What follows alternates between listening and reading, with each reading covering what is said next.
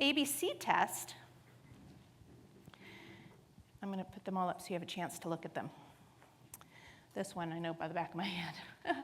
So A is the worker is free from the control and direction of the hiring party. You do not control what they do, where they go, what time they show up, other than, of course, within the context of a normal business relationship. Obviously, if you're an event planner and you have an event starting at a certain time, you have to tell them what time to show up, obviously, right?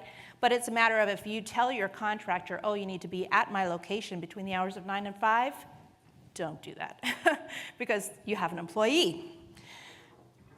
B is very important, and it kind of relates to that integral to element. The worker performs work outside the usual course of the hiring party's business. So I have clients across a broad spectrum of industries. But for example, I have many clients who are occupational therapists, and I had a client call me last week. She wants to hire a physical therapist. Okay, we meet A, because this is specialized, and my occupational therapist is not going to be telling the physical therapist how to perform the services. We have B, because the physical therapist is clearly performing a service outside the ordinary course and scope. But then we have C, and this is where it gets tricky.